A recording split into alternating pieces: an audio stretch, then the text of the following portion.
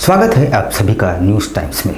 Singhbhum chamber of commerce and industry के प्रस्तावित चुनाव को लेकर गहमागहमी बढ़ती जा रही है। एक तरफ नून का गुट जीत का दावा कर रही है तो दूसरी ओर सुंथालिया गुट ने प्रेस वार्ता करते हुए अपनी जीत का दावा ठोका है। प्रस्तावित Singhbhum chamber of commerce and industry के चुनाव में टीम सुंथालिया ने अपनी जीत का दावा किया है। आपको बता दें, सुरेश सुंथालिया पूर्व में Singhbhum chamber of commerce and industry के अध्यक्ष रह चुके हैं और वर्तमान में वे व्यापारियों से जुड़े कई राष्ट्रीय स्तर के संगठन से भी जुड़े हैं। साथ ही एक बार फिर सिंहभूम चैम्बर ऑफ चुनाव में उतर चुके हैं। मीडिया से बातचीत के क्रम में उन्होंने कहा कि उन्होंने अपने अध्यक्ष के कार्यकाल में भी व्यापारियों के हितों की रक्षा की थी। साथ ही बिना कोई भेदभाव के सभी व्यापारियों के लिए कार्य किया, चाहे वो चैम्बर का सदस्य हो या ना हो। उन्होंने कहा कि वर्तमान समय में वे एक बार फिर व्यापारियों के हितों की रक्षा करेंगे। चुनाव कल से प्रारंभ होने जा रहा है और उस चुनाव के संदर्भ में आज मैंने प्रेस वार्ता रखी थी कि मैं अपनी बातें आप सबों के जरिए से मेरे जो 2000 मेंबर हैं उन तक पहुँचा पाऊँ। तरह तरह की बातें चुनाव में आ रही थी, लेकिन मैंने सबको नकारते हुए अपना जो पॉजिटिव थिंक है, जो सकारात्मक सोच है, जो मैंने व्यापारियों के लिए काम किया है, उस बात को शेयर करने के लिए आपको आज प्रेस वार्ता में बुलाया था। आप सभी जानते हैं कि मेरी जो कार्यवृत्ति है वो 24/7 है और उसमें मैं कोई भी भेदभाव नहीं करता हूँ। व्यापारी छोटा से छोटा व्यापारी हो या बड़ा से व्यापारी, अगर कोई संकट है चैम्बर के माध्यम से या मैं पर्सनल अगर मैं सक्षम हूँ तो उसके माध्यम से मैं मदद करने का प्रयास करूँ। आज अब विश्वास का माहौल वर्तमान कमेटी में बना है। अब उसका नतीजा है कि वर्तमान कमेटी के 7 लोग मेरे नेतृत्व में चुनाव लड़ रहे हैं। तो एक नेतृत्व जब अक्षम हो जाएगा तो निश्चित रूप से व्यापारियों का विश्वास करना सबल नेतृत्व देने के लिए मुझे आगे आने पड़ा। नए संसद भवन में भाजपा सांसद द्वारा एक मुस्लिम सांसद दानिश अली पर आपत्तिजनक टिप्पणी से पूरे अल्पसंख्यक समुदाय नाराज है। झारखंड प्रदेश कांग्रेस अल्पसंख्यक इकाई ने सांसद के खिलाफ कड़ी कार्रवाई की मांग की है। इन्होंने कहा कि संसद भवन न्याय का मंदिर है जहां सभी धर्मों का सम्मान किया जाता है, लेकिन भाजपा सांसद ने न केवल एक समुदाय पर टिप्पणी की है बल्कि पूरे समाज पर आघात पहुंचाया है। आज हम लोग उपायुक्त महोदय के पास आए हैं, उनके माध्यम से जो है राष्ट्रपति को हम लोग लेटर भेजेंगे जिसमें मांग हमारे माइनॉरिटी डिपार्टमेंट की तरफ से कांग्रेस कमेटी की तरफ से है कि उनको तुरंत बर्खास्त किया जाए। कुंवर दानिश अली के ऊपर जो है जो गंदी टिप्पणी की गई है उसके हम लोग पूरे समाज के लोग और पूरे हिंदुस्तान के लोग उसकी निंदा कर रहे हैं। तो हम लोग भी निंदा करने आए हैं यहाँ उनके रमेश बदूड़ी के खिलाफ जिस तरह का भद्य लैंग्वेज उन्होंने यूज़ किया है एक माननीय संसद के खिलाफ। और ये एक नई संसद का उद्घाटन हुआ है जहाँ पे जो है वो नफ़रत की नई दुकान खुलने का प्रयास बीजेपी और आरएसएस द्वारा किया जा रहा है। बीती रात आज़ाद नगर पुलिस ने सड़कों पर जांच अभियान चलाया था जिसमें आसिफ हुसैन नामक युवक को चोरी की स्कूटी और एक लोडेड देसी पिस्टल के साथ पकड़ा था। तलाशी के दौरान पुलिस ने उसके पास से एक लोडेड देसी पिस्टल बरामद किया है। जानकारी देते हुए ग्रामीण एसपी ऋषभ गर्ग ने बताया कि बीती रात नेचर पार्क के पास चेकिंग के दौरान एक स्कूटी सवार पुलिस को देखकर भागने लगा। उसे खदेड़कर पकड़ा गया। पूछताछ में उसने बताया कि स्कूटी चोरी की है। तलाशी के क्रम में उसके पास से हथियार बरामद हुआ है।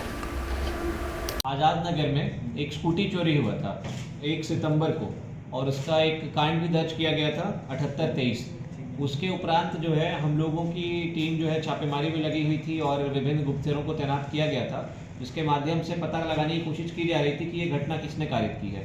तो उसी के क्रम में हम लोग की चेकिंग लगी हुई थी और वहाँ पे एक तेज़ रफ्तार से आती हुई स्कूटी दिखी तो उस पर शंका हुआ और जैसे जांच के क्रम में कई बार पुलिस वाले रोक के पूछताछ करते हैं तो उस व्यक्ति से जब पूछा गया तो वह क्लियर कट बता नहीं पाया और उसके बाद उसने ये चीज़ कबूली की ये स्कूटी चोरी की है। और जैसे उसने स्कूटी की चोरी बताई तो फिर जब उसकी विधिवत तलाशी ली गई तो उसके पास से एक हम लोगों को देसी कट्टा भी बरामद हुआ। वहीं दूसरी ओर सीताराम डेरा में लूट की योजना बना रहे सचिन सिंह और किशन भैया को पुलिस ने गिरफ्तार किया है और उनके पास से एक देसी पिस्टल बरामद की गई है। दोनों के पास से पुलिस ने एक पिस्टल बरामद की है। पूछताछ में दोनों ने बताया कि वे लोग हथियार के साथ लूट की योजना बना रहे थे। दोनों पूर्व में भी आर्म्स एक्ट और एनटीपीएस एक्ट जैसे मामले में जेल जा चुके हैं। हमने ज्वाइन किया है तब से हम लोगों का ये प्रयास रहा है कि हम लोग जो भी शहर में मतलब लोग कट्टा या तमंचा लेके घूमते हैं, जिसके कारण वो लोग लूट की घटनाओं को अंजाम देते हैं, छिनतई घटनाओं को अंजाम देते हैं, उसके लिए हम लोग समय समय पे विशेष छापामारी अभियान या फिर थाने को बोल के कुछ लोग जो पहले से चिन्हित क्रिमिनल्स हैं उनकी एक्टिविटीज़ पर नज़र रखने के लिए बोलते हैं। उसी क्रम का ये नतीजा है कि हम लोगों को यह व्यक्ति जो कि पहले भी और कांडों में जेल जा चुका है, ये दोनों व्यक्ति जो आज गिरफ्तार हुए हैं विद एक देसी कट्टा इनके पास से मिला है हम लोगों को। चाईबासा में हुए सामूहिक दुष्कर्म की घटना के 24 घंटे के भीतर पुलिस ने सभी 5 आरोपियों को धर दबोचा है। घटना 21 सितंबर की है। चाईबासा मुफस्सिल थाना के बारीजोल गांव के पास एक युवती से सामूहिक दुष्कर्म की घटना हुई थी, जिसमें तत्काल कार्रवाई करते हुए पुलिस ने सभी 5 आरोपियों को 24 घंटे के भीतर गिरफ्तार कर लिया है। घटना की सूचना मिलते ही सदर अनुमंडल पुलिस पदाधिकारी दिलीप खलको के नेतृत्व में टीम का गठन किया गया। गठित टीम ने घटना में संलिप्त सभी 5 आरोपियों को गिरफ्तार कर लिया है।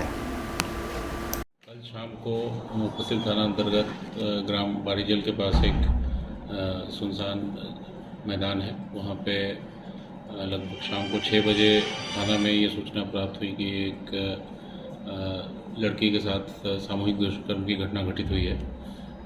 वो लड़की और उसका मंगेतर, वो दोनों लोग उस क्षेत्र में घूमने गए थे और उनको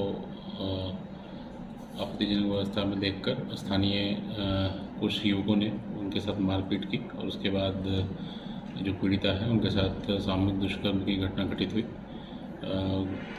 घटना की सूचना मिलते ही हम लोगों ने अनुमंडल पुलिस पदाधिकारी सदर एवं पुलिस निरीक्षक सदर अंचल के नेतृत्व में तत्काल एक टीम का गठन कर लोगों की पहचान करने के लिए छापामारी प्रारंभ की और घटना की सूचना प्राप्त होने के लगभग 2.5 घंटे के अंदर इस कांड में शामिल जो 4 मुख्य अभियुक्त थे उनको गिरफ्तार किया गया एवं अन्य जो एक अभियुक्त था वो उसकी गिरफ्तारी आज सुबह हुई है।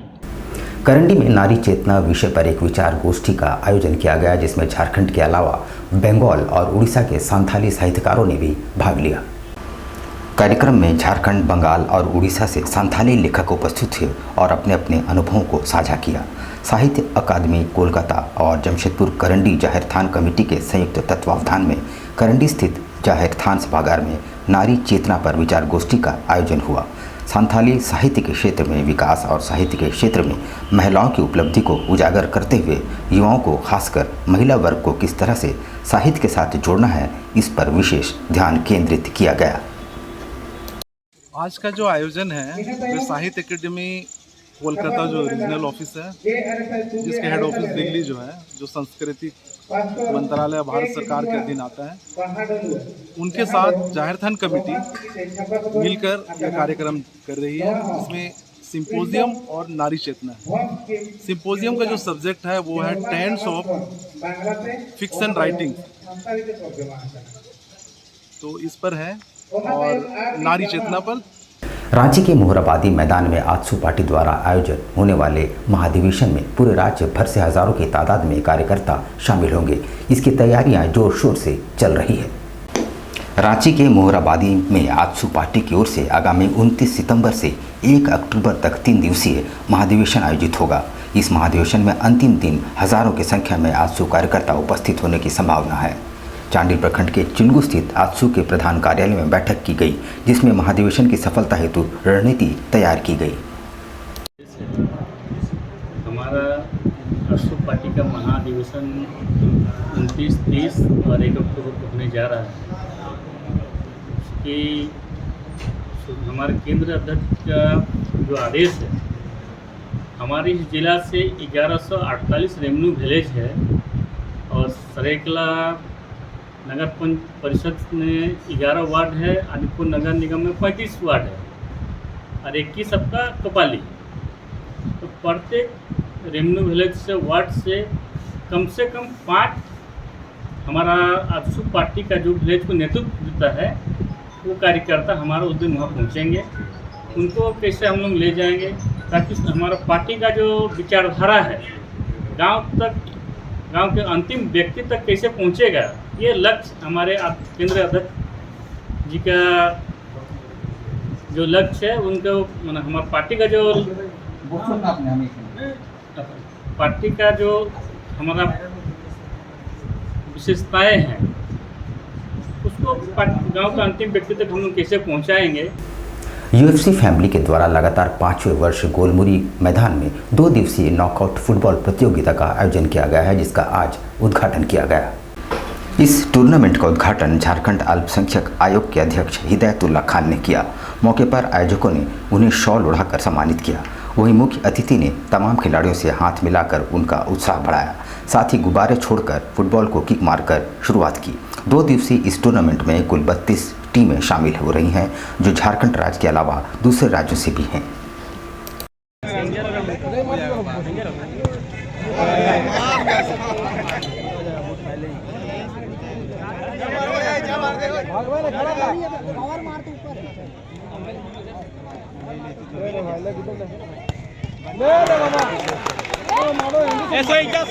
गोल मार बेटा, गोल मार, बॉल तो हिल मार, मुंह से मार।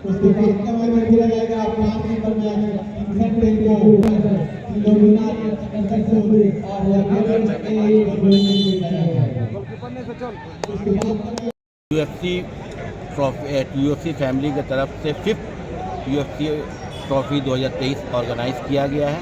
इसमें इस मैदान में 32 टीमें पार्टिसिपेट किया है। ये मैच कल तक का 2 दिवसीय मैच है। आज इसका 16 टीमें खेलेंगी, कल 16 टीमें खेलेंगी। आज इस 16 टीम में से एक फाइनल में पहुंचेगा, कल एक फाइनल में पहुंचेगा, कल इसका फाइनल होगा।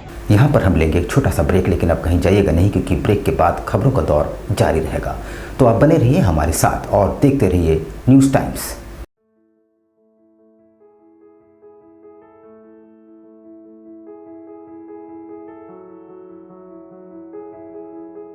कैसे हो मनोज? ठीक ही है भैया। ठीक तो बोल रहे हो, ठीक तो दिख नहीं रहे हो। तुम्हारे उम्र में तो हम 10-10 किलोमीटर दौड़ जाया करते थे। सारे लोग टहल रहे हैं, तुम सुस्त बैठे हो। वो क्या है ना भैया कि थोड़ा प्रॉब्लम हो गया है। प्रॉब्लम? हम तुम्हारे बड़े भाई जैसे हैं, तुम अपना समस्या बताओ हमको। हो सकता तुम्हारी समस्या का समाधान हमारे पास हो। वो क्या है ना भैया कि हमको पाइल्स हो गया है। बहुत सारे डॉक्टर को दिखाया, लेकिन कहीं पे कोई आराम नहीं मिला। बस इसी को लेकर परेशान हैं। चलो तुमको हम कहीं ले चलते हैं, हमको भी हुआ था। आज देखो हम ठीक हैं। कहाँ भैया? है हमारे एक परिचय के। वहाँ जाने से ठीक हो जाएगा? हाँ, एकदम ठीक हो जाएगा। पक्का ना? हाँ हाँ पक्का। चलो चलो चलिए भैया। शमीम खान नवेदी, पाइल्स, बवासीर, किसी भी प्रकार का बवासीर हो, 7 दिनों में जड़ से समाधान है। शमीम खान नवेदी, दातकेडी 9308081071 9031612032। सुबह 10 बजे से 1 बजे तक और शाम 4 बजे से 8 बजे तक। आपके बच्चों के सुनहरे भविष्य का दूसरा नाम गायत्री शिक्षा निकेतन। शिक्षा के क्षेत्र में उत्कृष्ट प्रदर्शन के लिए राष्ट्रीय एवं राज्य सरकार से सम्मानित विद्यालय, जहां होता है आपके बच्चों का सर्वांगीण विकास। गायत्री शिक्षा निकेतन उच्च स्तरीय और आधुनिक उपकरणों से lace computer lab, science lab, आधुनिक क्लासरूम्स। गायत्री शिक्षा निकेतन।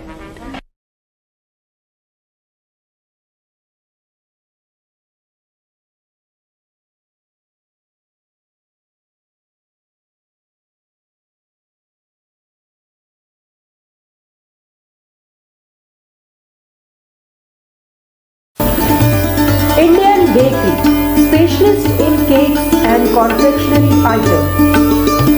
Online booking facilities. Specialist in all types of patties, cakes, cookies, pizza, burger, hot dog, eggless cake, birthday cake, anniversary cakes, wedding cakes,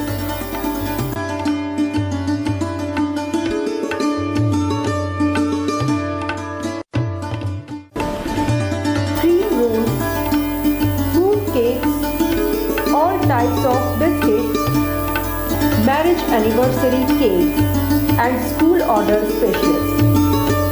Please do visit with your friends and family.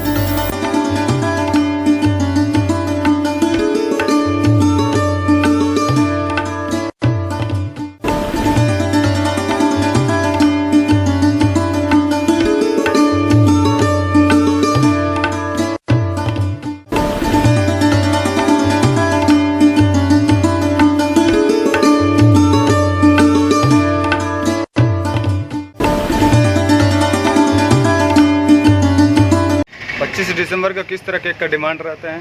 25 दिसंबर में customer का ज़्यादातर requirement fruit cake का रहता है। Fruit cake customer बहुत पसंद करता है, इसलिए हम लोग ज़्यादा तादाद में जो है फ्रूट केक का ही तैयारी करते हैं। 25 दिसंबर में जैसे ये आपका वॉलनट केक हो गया, ब्राउनी केक हो गया, इस तरह का केक का डिमांड बहुत ज़्यादा रहता है कस्टमर का।